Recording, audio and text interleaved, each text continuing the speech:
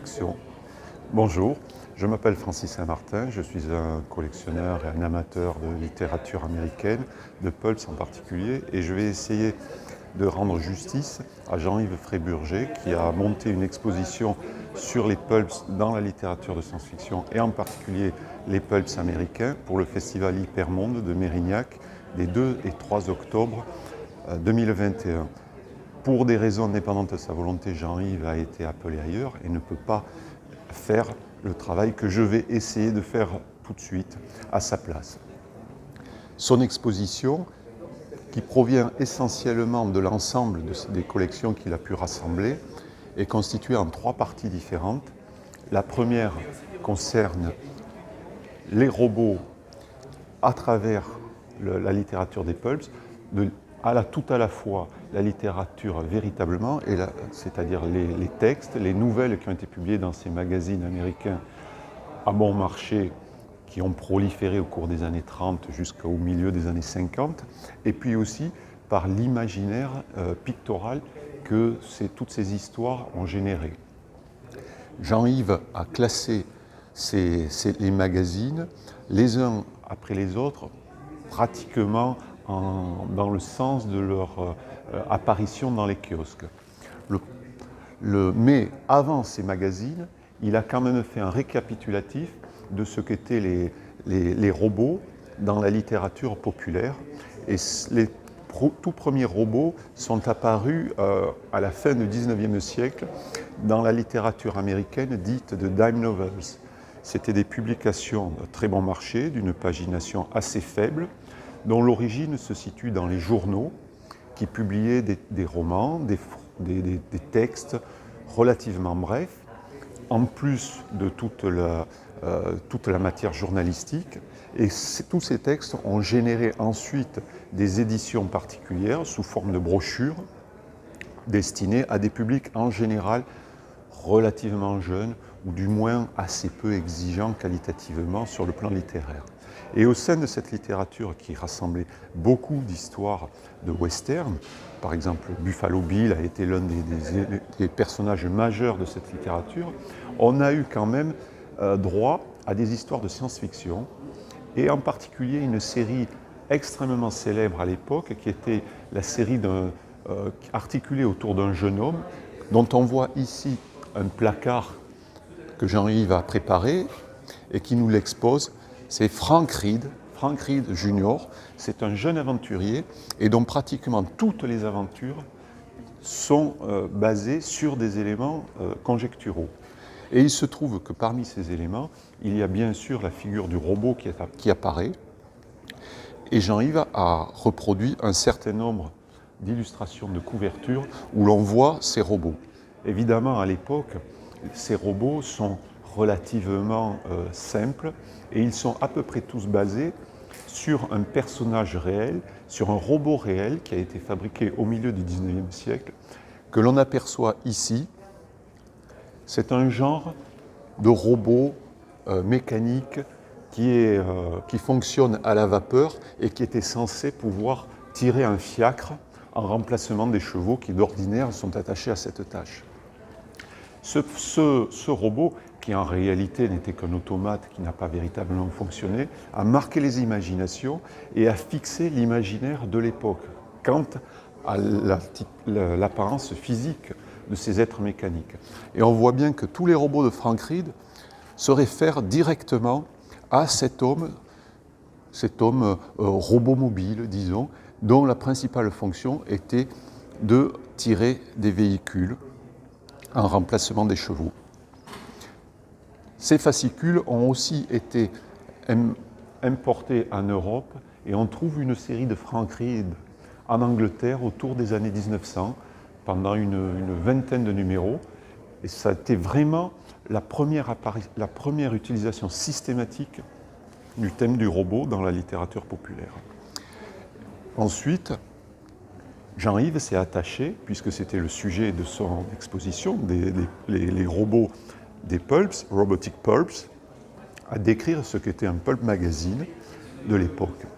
L'édition se distinguait de deux façons différentes. Il y avait une édition destinée aux classes bourgeoises qui pouvaient payer relativement cher un volume, une brochure, un magazine imprimé sur du beau papier, solidement relié, et puis une édition beaucoup plus populaire qui était vite lue, que l'on ne conservait pas et qui très souvent était nettement moins exigeante sur le plan qualitatif.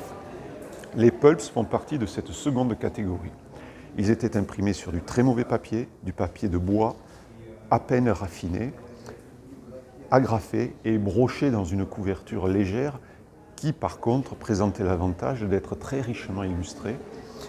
Et ici, on a quelques images d'un certain nombre de ces publications qui attiraient l'œil, alors que d'autres publications de meilleur aloi étaient beaucoup plus sobres dans leur présentation.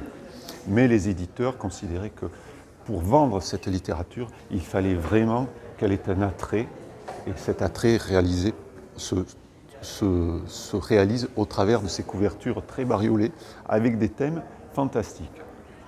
La science-fiction a été toujours apparue dans ces publications-là, mais d'une façon diffuse. On avait une histoire de science-fiction dans certaines brochures par numéro, mais il pouvait y avoir une dizaine d'autres histoires, d'autres nouvelles au sommaire. Des pulps ont été plus riches que d'autres en matière science-fictive, mais c'est à partir de 1926 que Hugo Gernsback, un émigré luxembourgeois aux États-Unis, auparavant passionné de techniques modernes, de radio, d'électronique de l'époque, et qui avait développé tout un système de commerce autour de la radio, imprimé des catalogues de vente, et qui a eu l'idée, dans ces catalogues, de proposer à ses clients des courtes nouvelles ou de l'actualité basée sur la science. Et cette initiative a été très bien reçue, au point que Gernsback s'est dit « je vais éditer des revues de fiction qui vont avoir comme point commun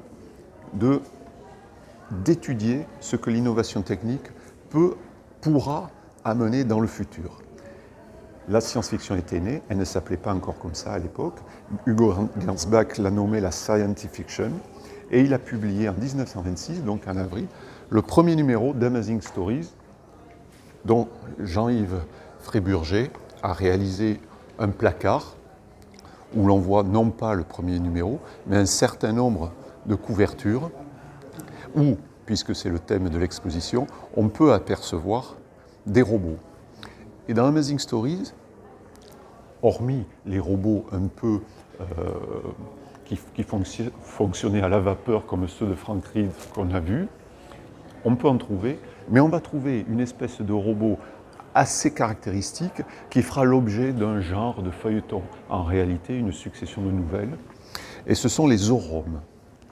Donc ce sont des robots assez basiques, encore esthétiquement très datés, des espèces de cubes dotés d'appendices, des pattes, des bras, des ailes. Et ces robots, qui sont l'œuvre de l'auteur Neil Ronald Jones, se rendent sur les planètes de l'univers et sont confrontés à des problèmes divers, des problèmes de pouvoir, de conquête, et vont réaliser tout un écheveau d'aventures qui seront plus ou moins reprises en volume un peu plus tard et qui sont caractéristiques de cette époque, où c'est essentiellement de l'aventure qui est privilégiée. Les robots que nous rencontrons parmi les Oroms ne sont pas véritablement des êtres extrêmement sapiens, extrêmement capables. Ils ont une mission qu'ils accomplissent comme ils doivent le faire, mais on est encore dans la grande aventure et qui ne se pose pas trop de questions. Mais Amazing Stories va publier d'autres histoires de robots, et pendant toute la période de l'édition, on va trouver des robots assez caractéristiques, mais encore relativement basiques, parce que la publication est une publication très bon marché, qui connaîtra des avatars économiques, avec la faillite de Hugo Gernsback et l'arrivée de nouveaux éditeurs aux commandes de la brochure, qui étaient réputés pour peu d'argent qu'elle payait pour ses nouvelles. Donc elle a attiré des auteurs, disons, de second rôle qui n'étaient pas forcément très exigeants, mais à l'inverse, les couvertures conservaient leur attrait et on a mis en scène tout un tas de personnages robotiques dont on peut voir certains ici, qui sont quand même encore des robots un peu stéréotypés, comme celui-ci, ou des robots maléfiques. Donc tous ces robots-là vont appartenir aux deux catégories principales de la robotique. Le robot hostile, qui est finalement un destructeur, et le robot débonnaire, qui sera un protecteur de l'humanité. On va retrouver donc ces deux types de robots dans un certain nombre d'histoires de cette publication. Et l'un de ces robots débonnaires sera Adam Link. Adam, c'est le premier homme. Link, c'est le lien. C'est une créature qui fait le lien entre le premier homme, l'homme, et l'homme mécanique. Mais son comportement est typiquement humain. C'est un personnage débonnaire, positif, mais qui bénéficie d'une quasi-invulnérabilité, puisque sa peau, au lieu d'être une peau biologique, sera une peau métallique, ce qui présente certains avantages. On continue. Jean-Yves Fréburger a réalisé un autre placard sur deux livres importants de la littérature robotique. Le premier étant Demain les chiens de Clifford Simak, qui nous conte une planète Terre abandonnée par la race humaine, mais sur laquelle les hommes ont placé des souvenirs, des jalons de leur passage. Il y a des animaux parlants, des animaux qui vivent un genre d'Éden terrestre, puisqu'il n'y a plus d'hostilité entre eux, plus d'agape, les animaux ne se mangent plus les uns les autres. Dans Demain les chiens, le principal personnage sera un chien parlant, mais aussi un robot qui va être le témoin vivant, si l'on peut dire, de la présence humaine sur Terre. Et ce robot va dialoguer avec le chien, et les deux personnages vont se remémorer les actions, la présence, l'importance de l'homme sur Terre. C'est un roman assez nostalgique, constitué en réalité par plusieurs nouvelles, et qui donne une impression aigre-douce et qui est encore aujourd'hui très agréable à lire. Le second roman important, ça sera Les Humanoïdes de Jack Williamson, qui a été publié dans Astounding Science Fiction, qui était une revue plus exigeante que Amazing que nous avons vu jusqu'à présent. Ceci dit, Demain les chiens. On reprend. Ceci dit, Demain les chiens est également paru dans la revue Astounding Science Fiction. Mais revenons aux humanoïdes. C'est à l'origine aussi une courte nouvelle de Jack Williamson qui va être allongée et qui va devenir l'un des romans fondateurs d'une certaine race de robots, d'un certain type de robots. Et c'est-à-dire, c'est le robot qui est essentiellement attaché au confort et à la protection de l'homme, qui profite à la fois de ses capacités physiques de robot métallique. Sans être invulnérable, il est interchangeable. Et donc, profitant de tous ces avantages, le robot va protéger l'homme, mais à tel point qu'il va devenir un oppresseur et qui va scléroser l'homme, qui va l'empêcher de prendre des risques comme doit le faire tout homme normal appartenant à notre belle race. Et finalement, cette société idéale qui nous est présentée, la société de la protection absolue, va devenir un étouffoir. Jack Williamson a été un auteur important de cette période, qui a écrit un certain nombre d'ouvrages majeurs.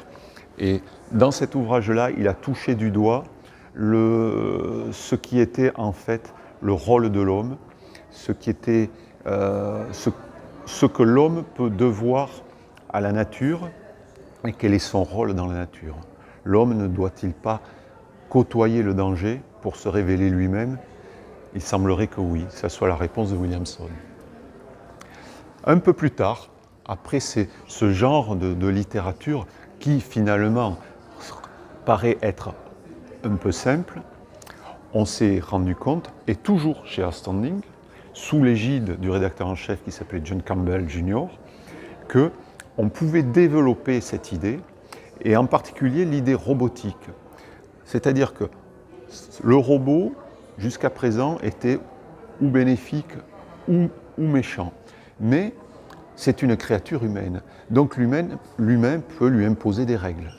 Et c'est de cette réflexion qui a été menée avec Isaac Asimov, un auteur déjà célèbre à l'époque, que sont nées les 3 lois de la robotique, qui régissent à partir de cette époque-là une espèce de robot dont les capacités sont limitées, et non plus limitées par la physique, mais limitées par le cerveau. Le robot a droit de faire certaines choses. Sa tâche initiale, c'est d'aider l'humanité, de le protéger, et de protéger l'humanité, mais dans certaines limites.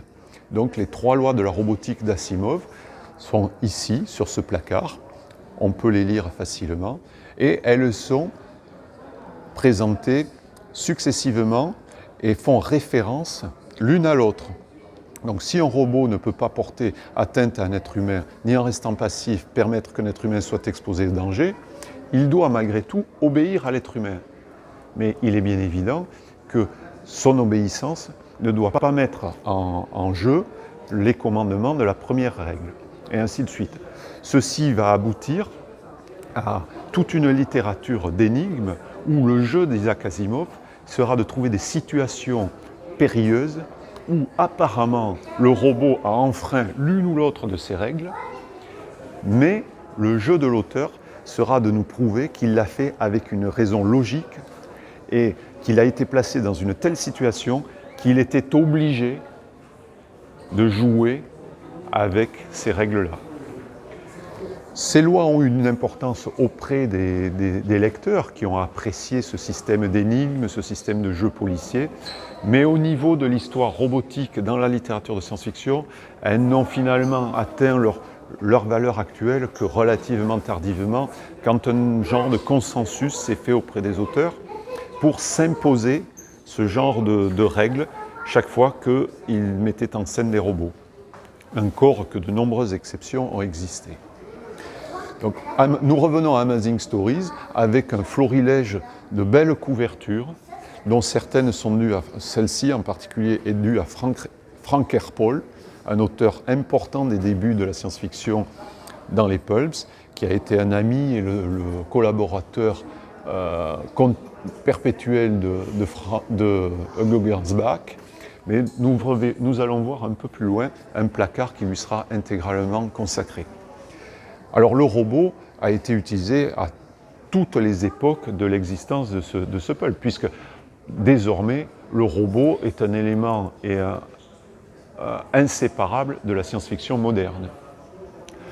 Chez Outstanding, c'est la même chose. Voilà un autre placard qui montre quelques couvertures avec des variétés de robots. Et si on faisait le rapprochement avec le placard précédent, avec celui d'Amazing, on verrait que certains de ces robots sont similaires. On a toujours des robots qui sont bizarres, qui ont une esthétique qui rappelle la caisse, des formes très primitives. Et puis on a déjà des robots qui ont une forme beaucoup plus humaine et qui sont des robots nettement plus sophistiqués. Alors on s'imagine bien que quand un robot a cette physionomie, il va avoir d'autres problèmes que le robot qui est un cube, qui est simplement un automate légèrement autonome. Jean-Yves Fréburger est ensuite passé à un personnage majeur des pulps,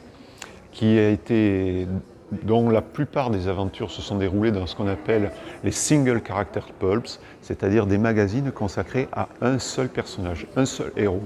Ce personnage, c'est le Capitaine Futur. Le Capitaine Futur, c'est un être humain, mais il a eu la particularité d'être élevé à la fois par un robot, que l'on voit ici, et un genre d'androïde qui portait là dans l'image on le voit, tenir un bocal dans lequel nage le cerveau d'un scientifique et qui a aidé à à la formation du Captain Futur. Le Captain Futur va devenir à partir de là un genre de justicier de l'espace, un justicier du cosmos, mais il conservera toujours ses adjoints.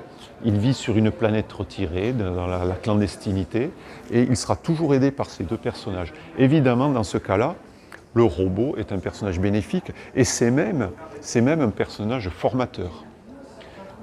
Le robot, qui est une création humaine, va devenir l'allié, le mentor d'un être humain. C'est un retournement assez intéressant. Et le Captain Futur, malgré des histoires assez répétitives dues à la plume d'Edmond Hamilton, a eu quand même un succès relativement important, puisqu'on le voit sur une suite de placards. Une quinzaine de pulps à son nom a été publiée. Jean-Luc a réalisé cette affiche, où l'on voit ici dans l'ordre chronologique les pulps. Et quand le titre a cessé de paraître, le Captain Futur, chez un autre éditeur, est revenu dans Startling Stories pour quelques autres aventures. C'est un des personnages de science-fiction, un des héros de science-fiction le plus pérenne des pulps. Entre-temps, on peut voir une affiche réalisé sur Albert Robida, qui lui n'est pas un auteur de pulps américain, c'est un dessinateur et un auteur français qui a aussi utilisé le thème des robots. Et on a quelques belles illustrations avec notamment, on peut s'en rapprocher, voir un président de la République robot, ce qui règle beaucoup de problèmes, surtout en notre période de préélectorale. On n'a pas de problème avec ces gens-là, on n'a pas besoin de réaliser des élections répétitives, on a un président entièrement dévoué à sa nation et qui visiblement n'abusera pas sur les notes de frais. Voilà. Donc tout le fond de la salle d'exposition a été consacré par Jean-Yves au Captain Futur, avec de très belles réalisations en grand format de ces affiches, et puis aussi un échantillon d'illustrations intérieures qui étaient réalisées en noir et blanc, mais qui ont un charme certain. Comme beaucoup d'illustrations de pulps, qui malgré leur naïveté arrivent à avoir un pouvoir évocateur sensationnel, et qui n'a pas peu contribué au succès de leur histoire éditoriale. Ensuite, on continue sur un autre pulp qui s'appelle Wonder Stories. Quand Hugo Gernsback a perdu le contrôle de Amazing Stories, il s'est repris, il a retrouvé des financements et il a publié un nouveau magazine qui a eu une vie un peu compliquée avec des fusions d'autres magazines, des changements de titres, mais qui a quand même été un autre pulp important qui s'appelait Wonder Stories, illustré aussi par Frank R. Paul, comme on le voit. Ici, ce sont des couvertures de Paul, pratiquement toutes, hormis celle-ci de Thrilling Wonder Stories, qui quelque part fut le successeur de Wonder Stories, mais au moment où il fut racheté par un autre éditeur, Ned Pines. Cette science-fiction américaine a aussi influencé d'autres pays, et en particulier l'Angleterre, où il existait déjà auparavant une presse pour la jeunesse extrêmement riche et qui développait aussi de nombreux thèmes de science-fiction. Évidemment, le thème robotique l'avait déjà été, et on a dans les années 20 le premier magazine britannique entièrement consacré à la science-fiction qui s'appelle Scoops, qui a eu très peu de numéros, une vingtaine de numéros, mais qui sont sensationnels. Alors, une science-fiction naïve, bien entendu, on peut s'en rendre compte sur ces illustrations, mais qui a un charme fou. Comme dans d'autres fascicules de la presse britannique, pour les jeunes, il y a chez les Britanniques un style, autant graphique que littéraire, qui fait que ces productions sont attachantes, même si ce sont souvent des réalisations techniquement assez médiocres. Ici, nous avons à nouveau des représentations de robots. Bon, on se rend bien compte que c'est la même esthétique qui prime. On a des robots qui sont alors ou maléfiques ou bénéfiques, souvent assez bénéfiques d'ailleurs, parce que c'est de la presse destinée à la jeunesse, mais on a des couvertures qui sont sensationnelles. Un peu plus loin, Jean-Yves nous a montré des pulps, des robots qui ont d'autres origines que l'origine anglo-saxonne. Parce que la littérature populaire a existé dans pratiquement tous les pays, du moins ceux qui étaient suffisamment importants pour générer un lectorat économique. Et ici, on a des robots qui sont apparus au Brésil, en Allemagne, en Italie, grand pays de littérature populaire, en Hollande, en Chine, beaucoup plus récemment, mais aussi en URSS. Et la particularité de l'URSS, à l'époque, c'est qu'elle était soviétique et que la science-fiction américaine était très mal vue, bien entendu. Et dans cette illustration d'un illustré soviétique, on se rend compte que la menace populaire contre le soviétique est issue des magazines américains que nous avons rencontrés jusqu'à présent. Amazing Stories, Astounding Stories, Wonder. Et que voit-on dans ces menaces? Essentiellement des robots, des monstres et des robots. Pourquoi? Parce que le robot, quelque part, c'est le travailleur, mais c'est le travailleur servile, le travailleur que l'on peut exploiter. Alors que au pays du prolétariat et de la dictature du prolétariat, c'est une figure qui est extrêmement mal vue. C'est l'esclave. Un peu plus loin, nous avons des figures qui peuvent paraître être robotiques et qui en réalité ne le sont pas. Nous avons tout simplement des types d'armures qui sont habités par des êtres humains. Extérieurement, il y a peu de possibilités de distinguer ces pseudo-robots de ceux que nous avons déjà rencontrés, mais le texte nous livre la solution. Ce sont en général des armures habitées par des gangsters, par des crapules de toutes sortes, ou alors tout simplement des scaphandres, ou des extraterrestres.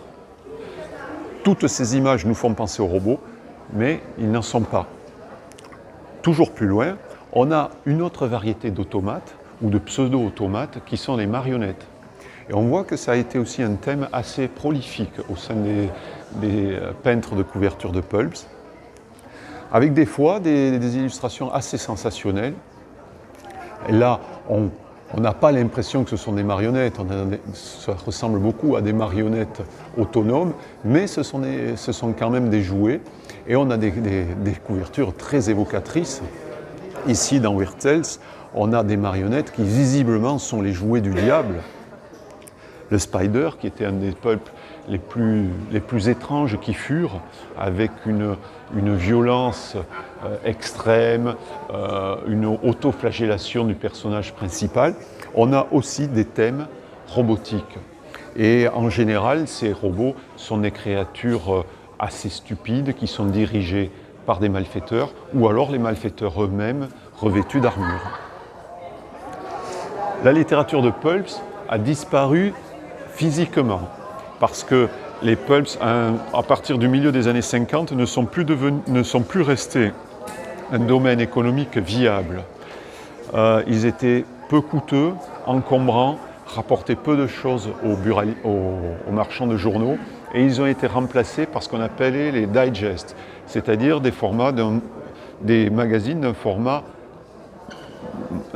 format inférieur, en général la moitié du format des pulps, mais qui ont proliféré à leur tour aux États-Unis en conservant les mêmes règles de base que le pulp magazine, c'est-à-dire un papier de mauvaise qualité, des nouvelles illustrées par des auteurs de très grande qualité, des littérateurs aussi de bonne qualité et des couvertures très évocatrices. Alors pourquoi en parle-t-on? Parce que de nombreux titres, de nombreux pulps se sont transformés en magazines, en digest, et ces magazines-là sont de toute évidence les héritiers du pulp. Et forcément, à ce titre-là, on va retrouver de très nombreux robots sur ces couvertures, parce que le robot est toujours un thème frappant, un thème qui fait vendre et qui est très évocateur, qui peut être à la fois la menace, mais aussi le secours.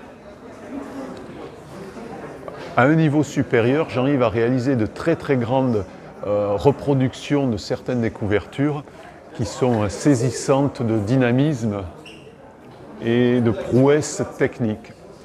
Ces peintres-là étaient en général des peintres qui avaient suivi des études classiques, mais qui sont rentrés dans le système commercial américain de l'illustration populaire, qui, faute d'être très rémunérateur, était quand même très vivace. Et on a toujours aujourd'hui cette même impression à la vision de ces illustrations qu'ont eu les lecteurs, les contemporains de leur parution. Nous sommes saisis par l'expression de ces couvertures, par leur dynamisme, les couleurs et la classe de ces dessins. Enfin, nous approchons de la fin de cette première partie de l'exposition avec un placard consacré aux rares robots féminins de l'histoire des pulps américains. Et nous avons en particulier ici Helen Holroyd. Alors Helen Holroyd n'a pas eu droit à la couverture de son magazine d'origine, mais elle a eu droit à de belles illustrations intérieures. Et Helen Holroyd, c'est un robot féminin qui va être doté d'un sentiment et qui va tomber amoureuse de son créateur au point où elle va se substituer à une femme réelle. Et ce robot-là va finir par acquérir des sentiments humains. Et c'est l'un des premiers personnages de ce type-là qui va ressentir des émotions. Dans une histoire sentimentale, mais qui n'est pas que sentimentale, loin de là, c'est une histoire extrêmement profonde dans l'histoire de la science-fiction moderne. Ensuite, Jean-Luc s'est amusé à proposer un placard où il a reproduit des robots assez caractéristiques de l'histoire des pulps, mais des illustrations intérieures où on voit que le travail des auteurs pouvait être aussi extrêmement soigné et varié.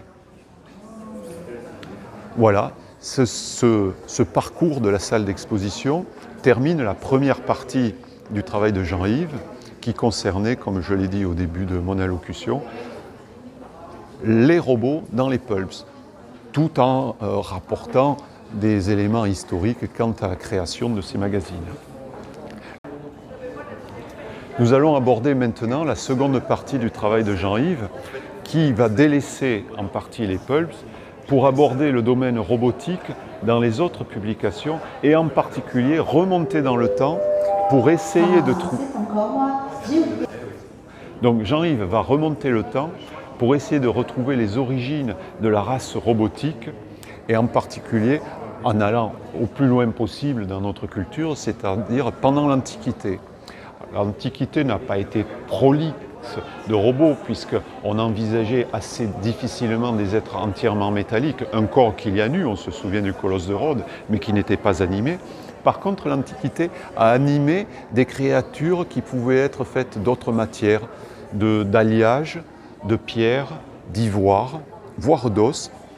Et on a sur ce placard certaines vues de créatures antiques, mais aussi certains travaux de Léonard de Vinci qui a réfléchi à la possibilité d'une créature artificielle, d'un automate. On ne parlait pas de robots encore, mais c'est-à-dire des créatures capables d'effectuer des travaux assez répétitifs, des gestes répétitifs, mais de façon autonome, sans que ce fussent pour autant des marionnettes. Ensuite, on va arriver à une époque qui, dans notre domaine, est plus intéressante, puisque c'est l'époque de l'industrialisation, ou du moins de la pré-industrialisation, où là on réalise que grâce au progrès technique, à l'arrivée de la vapeur qui permet d'animer des moteurs, enfin, la vapeur, entendons-nous, elle a toujours existé, mais du moins l'utilisation technique de la vapeur, avec la pression qu'elle produit, on arrive à créer des moteurs qui peuvent animer des outils et par là même peut-être des créatures robotiques qui ne portent pas encore ce nom, mais des aides à l'humanité. Évidemment, cette idée, avant d'être vraiment réalisée, parce qu'elle va nécessiter des capacités techniques que l'on n'a pas encore, va rentrer dans l'inconscient populaire. Et elle va produire des images satiriques où les auteurs de l'époque s'imaginaient ce que pouvaient être ces robots dont on leur parlait dans les journaux scientifiques. Et ici, on a un certain nombre de ces créatures, alors qui sont plutôt décliné sur un ton satirique ou humoristique. Parce qu'en réalité, on ne croit pas trop à ce genre de possibilités. On ne pense pas quand même que l'on arrivera à créer des êtres autonomes. Mais ces gens-là étaient beaucoup plus naïfs que nous le sommes aujourd'hui. Et puis, ils n'avaient pas notre expérience. Dans la littérature, au XIXe siècle, nous allons trouver des personnages, des véritables robots qui vont marquer l'histoire et leur temps. Cette première race de robots, ça sera certainement les atmophytes de Didier de Chouzy, qui, dans le roman Inis, ont été créés. Et au départ, ce sont des machines qui permettent à l'homme de creuser un puits en direction du centre de la Terre pour profiter de l'énergie terrestre et l'utiliser à la surface. Mais ces machines vont prendre le dessus sur leur concepteur humain et vont acquérir une autonomie et vont devenir revendicatrices. Elles veulent bien travailler, certes, mais non pas être complètement sujettes à l'autorité humaine. Et c'est dans ce roman qu'on va assister à un revirement, à une rébellion des robots. Rébellion organisée, d'autant plus qu'ils sont nombreux, ils ont des capacités extraordinaires et ils peuvent en imposer à l'être humain. Ce livre sera, même s'il est relativement peu connu, une clé de voûte de la littérature robotique. Et c'est un livre d'origine française. Alors qu'on peut toujours penser que les robots viennent des pulps. Non. Et un autre ouvrage nous rappelle que le robot est aussi une idée française, c'est le fameux ouvrage de Villiers de l'Isle-Adam, L'Ève future, où là, l'auteur imagine que, eh bien, il peut trouver dans une créature robotique la femme parfaite, la femme qu'il aimera, la femme qui ne le trompera pas et qui sera toujours disponible, toujours jeune. C'est un ouvrage important qui a connu de nombreuses rééditions et qui est toujours assez actuel dans sa thématique.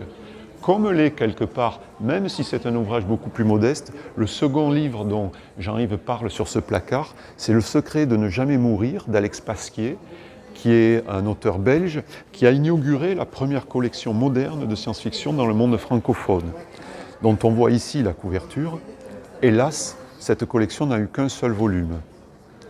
Et on voit dans cette illustration que la préoccupation de l'auteur, c'était de rendre un être humain quasiment immortel en remplaçant par des objets mécaniques, par des mécanismes, toute sa structure interne relativement fragile. Un cœur humain est fragile, un rein est fragile, les poumons sont fragiles. Mais si l'on les remplace par des mécaniques interchangeables, alors là, l'homme peut devenir immortel. C'est un thème très prometteur et l'hybride qui naît de cette transformation est déjà très proche du robot. Pour la petite histoire, cette collection dont je parle annonçait des volumes qui ne parurent jamais à l'époque, mais dans la mesure où le fonds d'Alex Pasquier a été légué à l'Académie royale de littérature belge, il est apparu il y a quelques mois un manuscrit qui correspond au second volume de la collection, que l'on croyait n'avoir jamais été écrit. Nous continuons et nous arrivons maintenant au début du XXe siècle avec un auteur majeur dans l'histoire robotique, puisque c'est Karel Čapek, l'auteur qui, quelque part, a inventé le mot robot. C'est du tchèque. Robot, c'est un mot qui est plus ou moins commun à un certain nombre de langues de l'Est et qui veut dire dans toutes ces langues, alors pas robot exactement, mais la racine du mot robot, qui signifie le travail, mais un travail plutôt orienté du côté du servage. Donc c'est un mot qui est bien explicite, qui signifie que le robot est quasiment un esclave de l'être humain. C'est une créature destinée à travailler pour l'être humain. Et ce mot, sans qu'on puisse vraiment l'expliquer, est devenu le mot générique pour désigner toutes ces créatures mécaniques, artificielles, créées par l'homme pour son service. Maintenant, nous allons passer à une autre forme de littérature, c'est la littérature illustrée, alors essentiellement destiné aux jeunes et aux enfants à l'époque, et qui a mis en scène une quantité considérable de robots. Alors, des fois, et ou plutôt sur un mode humoristique, mais d'autres fois, et un peu plus tard, sur des modes dramatiques. C'est-à-dire que les robots, là, peuvent devenir les ennemis de l'humanité. Ils sont d'autant plus dangereux qu'ils semblent invulnérables. Seulement, ils n'ont pas, comme l'être humain, l'intelligence à leur disposition, voire la rouerie. Nous continuons et nous arrivons sur maintenant d'autres déclinaisons du monde robotique qui sont les jouets. Alors le jouet, le robot a été un thème majeur de l'industrie du jouet, essentiellement japonaise, dans les années 50. Le japonais a un rapport privilégié avec le robot. Chacun se souviendra de Goldorak et des autres petits robots japonais. Et le Japon a développé tout un tas d'objets bizarres, de robots bizarres, qui sont tous, enfin pour la plupart, basés sur la première image robotique, c'est-à-dire le cube métallique doté de membres fonctionnels. Et souvent, ces robots étaient ou mobiles ou dotés de signaux lumineux et sonores. Ils ont eu énormément de succès dans les années 50. Il faut dire qu'aujourd'hui, ils ont peut-être passé un peu de mode, mais ce genre de jouet basique ne fait plus recette. Le robot a aussi été utilisé sur les scènes. Il a été non pas le sujet de nombreuses pièces, mais le compagnon de certaines intrigues. Encore qu'il me faut revenir ici sur un des placards que nous avons peut-être passé un peu trop vite, en rappelant que Karel Čapek a écrit une pièce, la fameuse pièce dans laquelle le mot robot est apparu, a été joué plusieurs fois, même en France, dans certains pays, mais à l'origine, ce texte était une pièce de théâtre et non pas un roman. Et sur les scènes, on a des fois aussi des robots. Alors ne parlons pas du cinéma que nous allons voir maintenant au détour de ces panneaux. Tout le monde se souvient de robots de cinéma, tout le monde a vu des films de science-fiction, assez naïfs certes. Donc le cinéma populaire américain essentiellement, mais pas que, a produit tout un tas de films, il faut le dire, de série B, jusqu'aux années 50, où le robot a été utilisé principalement comme une menace. Ce cinéma a été très populaire, il était destiné aux jeunes essentiellement, il était destiné des fois au début de programme, aux premières parties de programme, et les artifices étaient quand même assez naïfs. On a souvent des boîtes de conserve articulées, parce que réaliser de meilleures mécaniques aurait coûté fort cher. Aujourd'hui, je pense que plus personne ne serait intéressé par ce genre de robot dans un film. On est trop habitué aux effets spéciaux. Mais à l'époque, il y avait un effet de nouveauté. Évidemment, tous ces robots sont des êtres humains habillés et revêtus d'une simili-carcasse métallique qui est clinquante et qui est ridicule. La vision moderne ne peut que se gausser de ce genre d'aventure. Mais elles ont un certain charme. C'est le charme de la naïveté, de la fraîcheur. On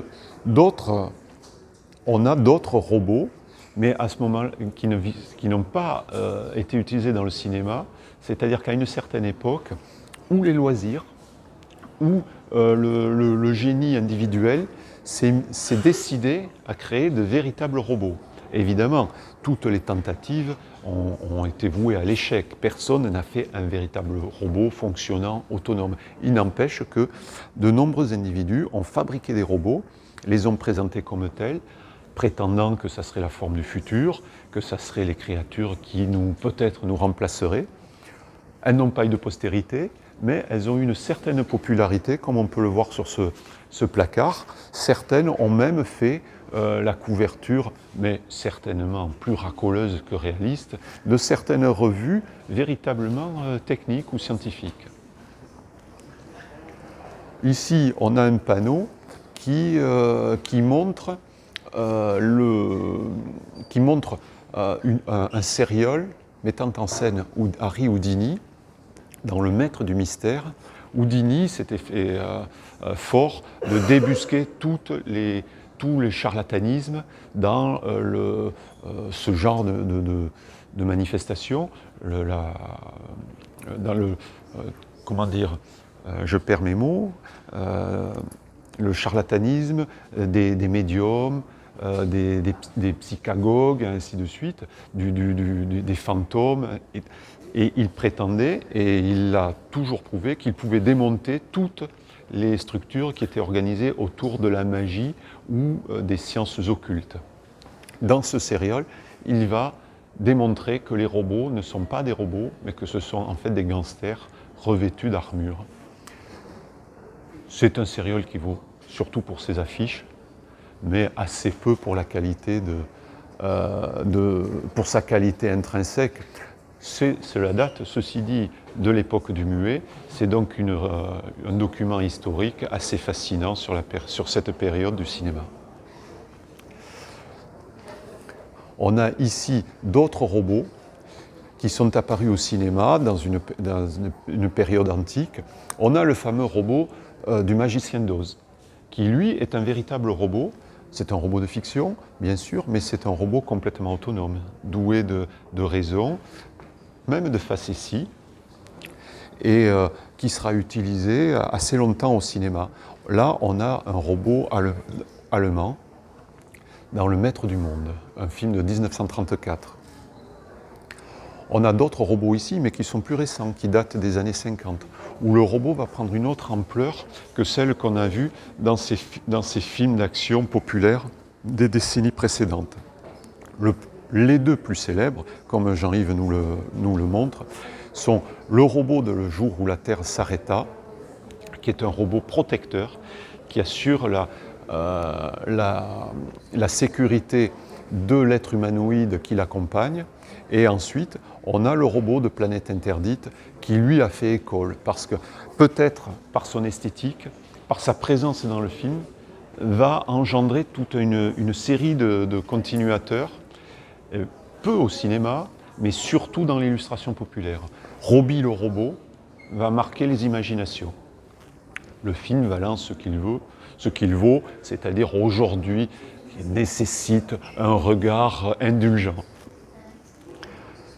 Enfin, nous avons sur cette affiche Le robot de Métropolis, qui est un film impressionniste allemand dû à Fritz Lang, qui est un film intéressant, puisqu'on a enfin un robot féminin et qui a l'avantage d'avoir été écrit.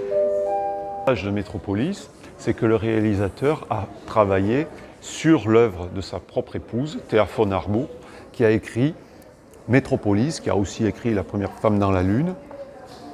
Et on a ce robot qui est sculptural, qui va définir une esthétique du robot féminin qui durera très très longtemps.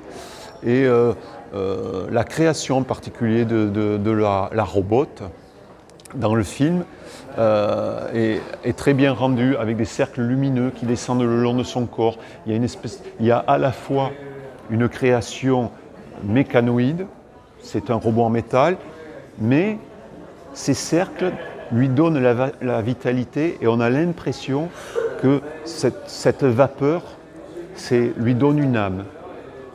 La conception provient de ce flot de vapeur, ces cercles éthérés qui circulent sur son corps et qui l'éveillent. On a la fusion entre, quelque part, l'aspect mécanique et la spiritualité.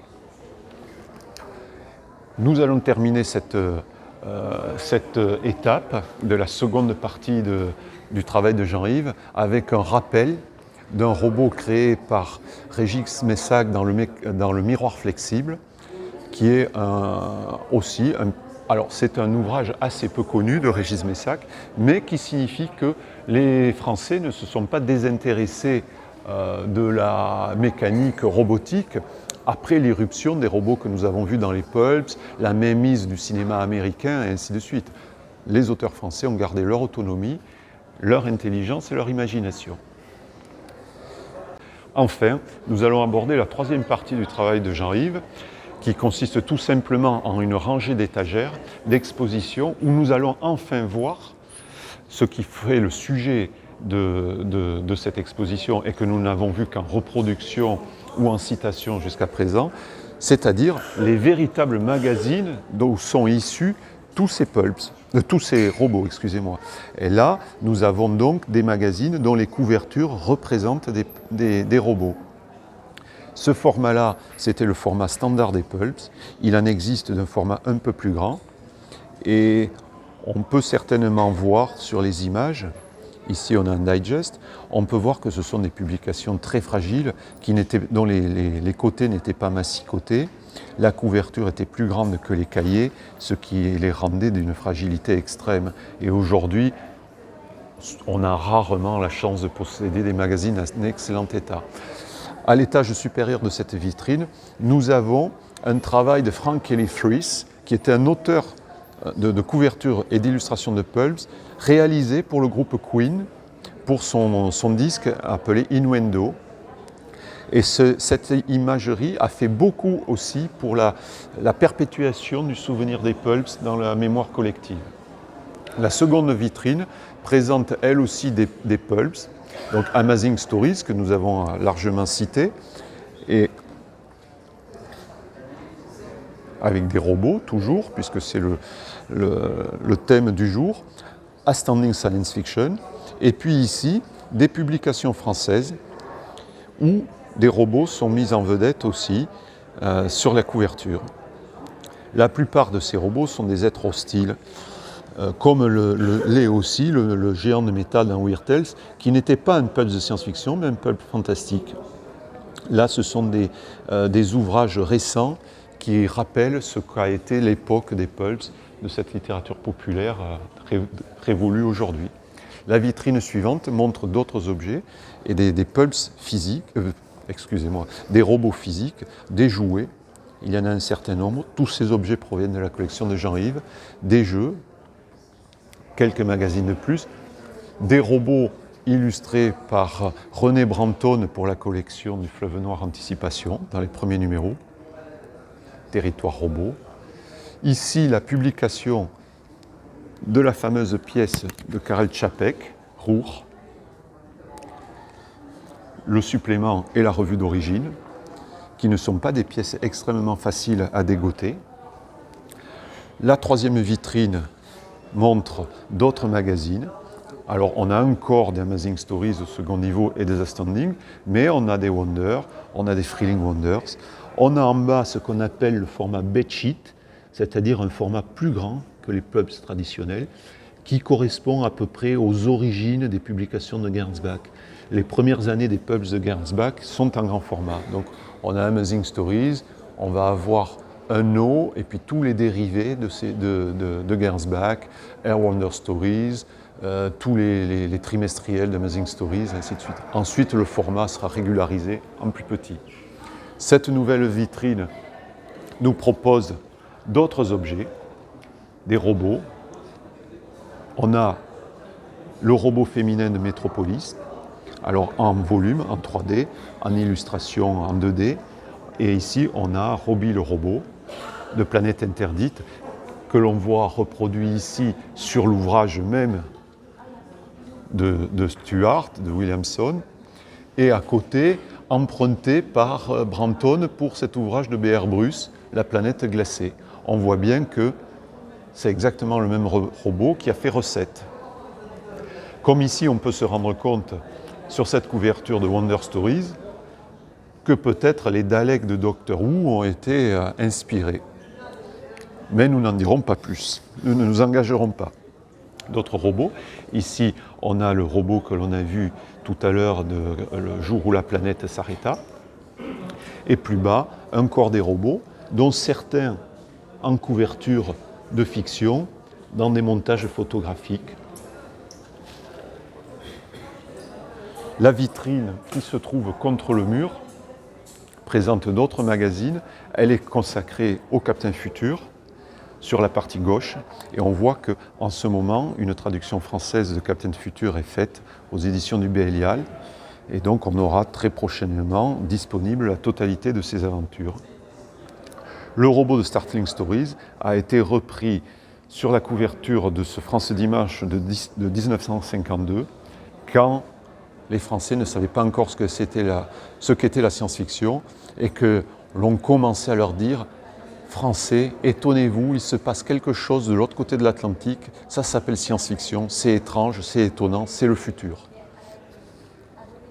Et enfin, la dernière vitrine nous expose d'autres utilisations des robots dans la presse enfantine et notamment dans Spirou, où on a des robots très basiques dans les années 30, à la fin des années 30, et on va finir par avoir des robots beaucoup plus sapiens au fur et à mesure que les années passent. Ici, on voit d'ailleurs un robot qui a l'intention de se débarrasser de Spirou et qui est bien décidé et probablement capable d'imposer sa volonté aux petits scouts.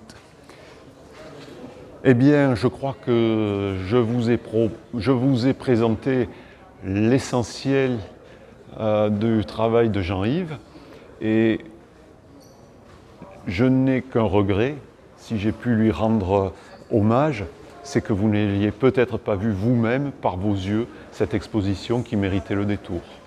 Je vous remercie.